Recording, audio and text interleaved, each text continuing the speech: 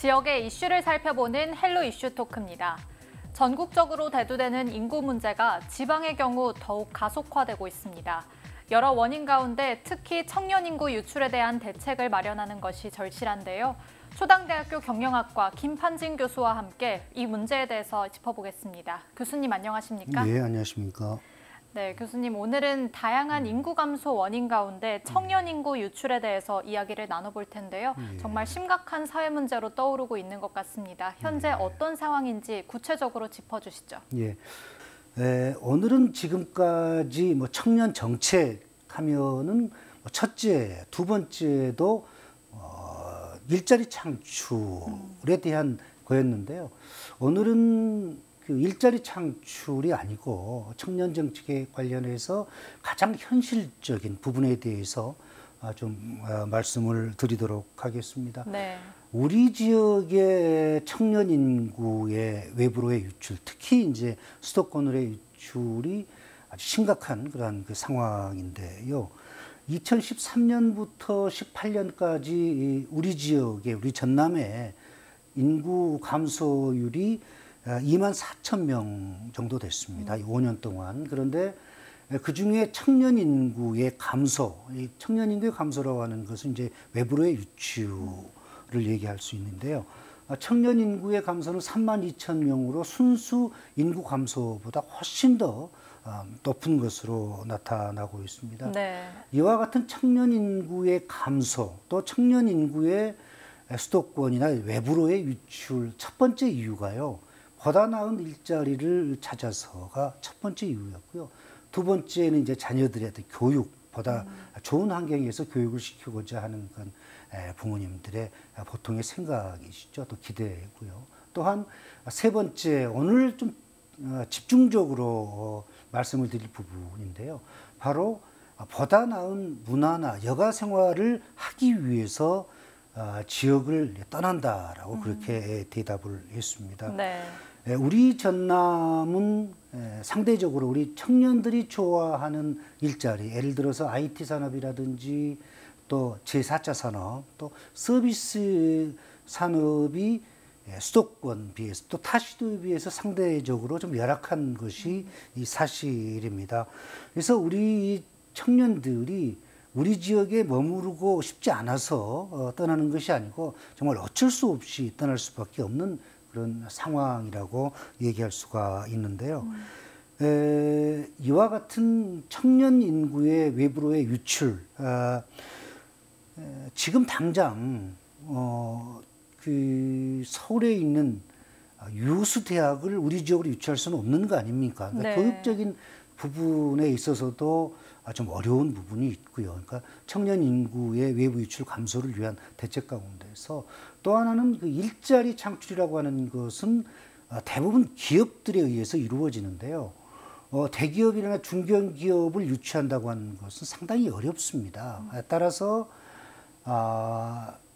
첫 번째, 두 번째의 유출의 이유보다는 세 번째 이유, 보다 나은 문화와 여가 생활을 하기 위해서라는 이 이유는요. 우리 이 전남도나 도내 22개 시군 지자체가 조금만 신경을 쓰면 이 부분에 대해서는 어느 정도 충족시킬 수 있고 그래서 가시적인 그런 눈에 띄는 인구 외부 청년 인구의 외부 유출을 감소시키는 결과를 낳지 않을 것으로 생각을 합니다만 그래도 현재보다는 조금 더 감소율을 낮출 수 있지 않을까 그런 생각을 해 봅니다. 네. 사실 전남도나 도내 시군 지자체들 청년들의 어떤 그런 그 우리 지역의 청년들을 우리 지역에 머무르게 하기 위해서 엄청난 예산을 쏟아붓고 있습니다. 즉 청년 일자리 창출을 위해서 엄청난 예산을 쏟아붓고 있는데요. 과연 그 엄청난 예산 대비 기대했던 만큼 청년들의 일자리가 만들어졌을까를 보면 굉장히 회의적이라고 할 수가 있습니다. 따라서 저는 청년 일자리를 만드는데 투입되는 그 엄청난 예산의 10분의 1 정도만 쓰여진다면, 즉 문화나 여가 생활을 할 수 있도록 청년들을 위해서, 청년층을 위해서 만약에 쓰여진다면 지금과 같은 그런 감소율에 조금이라도 좀 플러스 요인으로 좀 작용하지 않을까 싶습니다. 따라서 이제는 모든 지자체들이 청년 인구 유출과 관련해서 외부로의 일자리 창출에 너무 포커스를 맞추지 말고요. 또 그 외외적인 조금 전에 말씀드렸던 청년들이 원하고 희망하는 그런 문화라든지 예술, 여가 쪽에 조금 예산이 쓰여질 수 있도록 지금은 지자체들이나 정책 담당자들이 좀 고민해 볼 시점이 아닐까 생각을 합니다. 네, 인구 유출의 원인들 살펴주셨는데요. 전남 지역 청년들의 인구 유출도 말씀해 주신 것처럼 갈수록 심화되고 있는 그렇습니다. 것으로 알고 있습니다. 네. 앞서 말씀드렸던 것처럼 이는 인구 감소, 더 나아가서는 인구 소멸이라는 결과를 낳게 될 거니까 조금 더 심각한 문제라고 생각이 드는데 관련해서 더 구체적으로 말씀해 주시죠. 예, 우리 전남 지역의 인구 감소율, 더 나아가서 인구 소멸과 관련해서는 우리가 심각하게 받아들여야 됩니다. 조사에 의하면은 우리 전남의 22개 시군 지자체 가운데서요, 목포시, 여수시, 그리고 순천시, 광양시를 제외한 18개 시군이 인구 소멸 위기 지역인 것으로 나타났습니다. 그중에서 특히 곡성군과 고흥군, 그리고 보성군과 합천군은 인구 소멸 고위험 지역인 것으로 나타났습니다. 그리고 또 우리 지역은 65세 이상의 고령 인구가 약 한 22%에서 23%로 타 시도에 비해서 상당히 고령 인구 비율이 높습니다. 이와 같은 것은 타 시도에 비해서 뭐 농업 인구라든지 수산업 인구 비율이 차지하는 것이 높기 때문에 어쩔 수 없는 것으로 생각을 하고요. 따라서 65세 이상의 고령 인구에 의한 자연 인구 감소율은 어쩔 수 없다고 생각을 하지만은 청년들의 외부 유출에 따른 인구 감소는 우리 정치권에서나 지자체들의 노력에 의해서 충분히 그 감소율을 낮출 수 있다고 생각을 합니다. 네. 결국은 우리 지역의 청년들이 우리의 지역을 떠나지 않고 우리 지역에 머무르게 하는 것은 뭐 가장 좋은 것이, 또 그들이 가장 선호한 것이 좋은 일자리, 뭐 좋은 교육의 여건이지만, 그거는 제가 앞서 말씀드렸지만은 우리의 힘으로 굉장히 좀 불가능한 그런 부분이 있고요. 또 가시적인 성과를 나타낸다고 하는 것도 상당히 어렵다고 생각을 합니다. 따라서 우리의 힘으로 조금이라도 좋은 결과를 나타낼 수 있는 그런 부분에 집중해서 청년 정책을 수립을 해야 되는데요. 요즘 청년들, 우리 기성세대들이 좀 알아야 될 것이요. 요즘의 그 청년들은 우리 기성세대들이 생각하는 것하고는 조금 다릅니다. 뭐 직업이나 직장에 대해서. 과거에는 뭐 저도 마찬가지입니다만은 조금 더 돈을 많이 주고 월급이 좀 많이 받으면 그게 좋은 직장이고 또 그걸 또 선호를 했었죠. 네. 그런데 지금의 청년들은 그거보다는 월급을 좀 적게 받더라도 자기 생활을 할 수 있고 또 문화생활이나 여가생활을, 특히 가족과 함께 할 수 있는 시간이 많은 것을 선호하거든요. 따라서 월급이 좀 적더라도, 그리고 좀 회사가 규모가 크지 않더라도 이와 같은 자기의 시간을, 또 자기가 원하는 그러한 생활을 할 수 있는 것을 선호하게 된다는 겁니다. 따라서 이 부분에 대해서 정치권이나 지자체들이 좀 놓치고 있는 것 같아요. 따라서 청년들이 정말 어떤 것을 필요로 하고 또 어떤 것을 원하는지에 대해서 조금 맞춤형 그런 청년 정책이 필요할 것으로 생각을 합니다. 네, 전라남도와 각 지자체들이 청년들에 조금 더 관심을 가졌으면 그렇습니다. 좋을 것 같은데요. 그렇다면 전라남도와 각 지자체들이 추진하는 청년 정책들이 궁금합니다. 뭐 특히 눈에 띄는 정책들이 있습니까?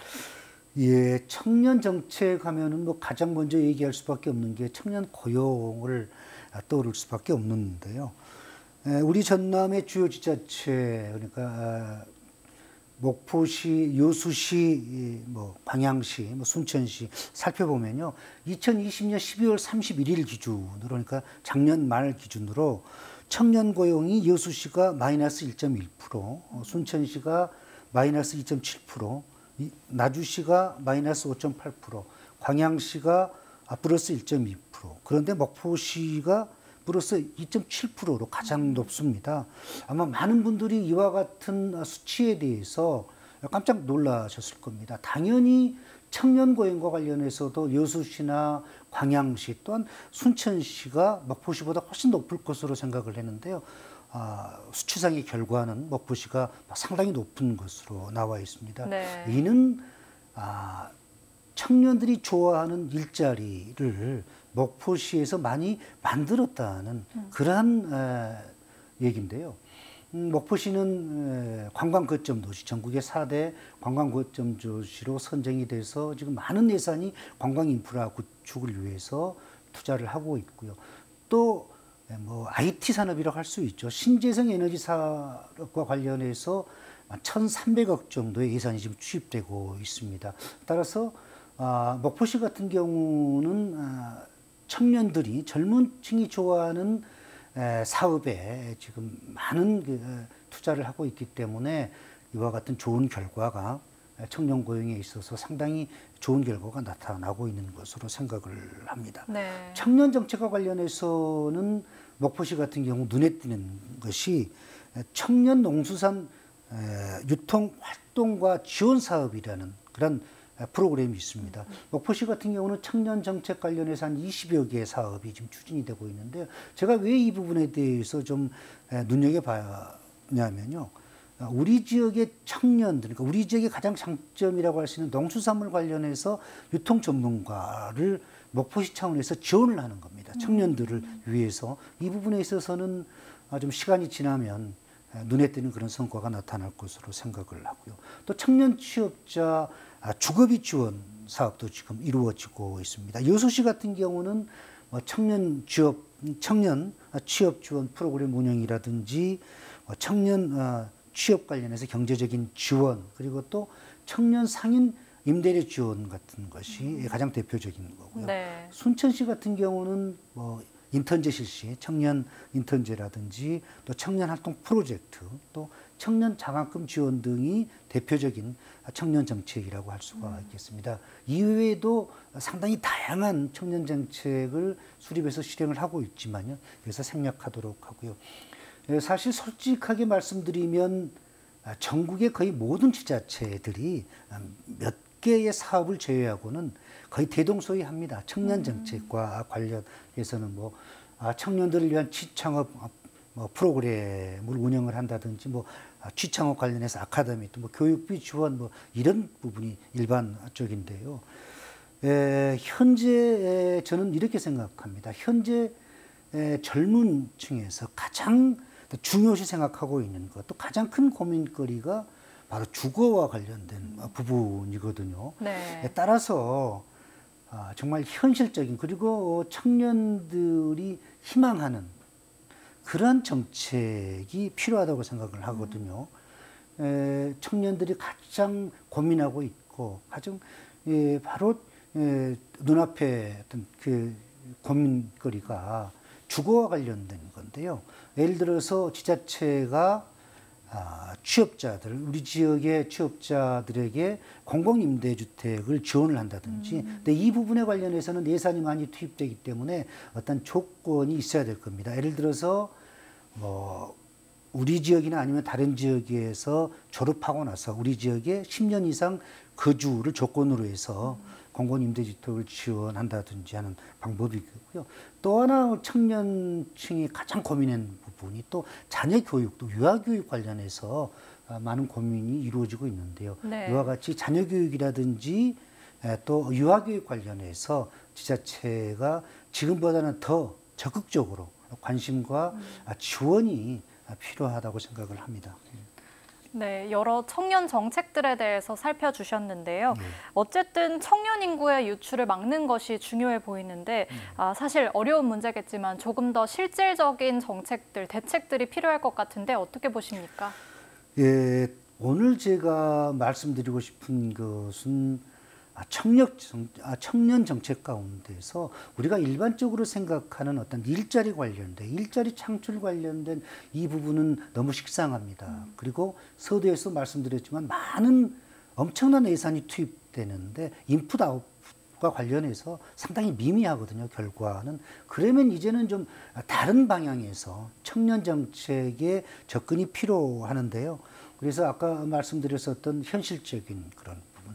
정말 그 청년들이 가장 고민하고 있는 사항들, 그러면서도 가장 필요한 사항들, 뭐 주거의 지원이라든지 자녀의 교육비, 또 유아비 지원 같은 이런 부분이 실제적으로 필요한다는 겁니다. 네.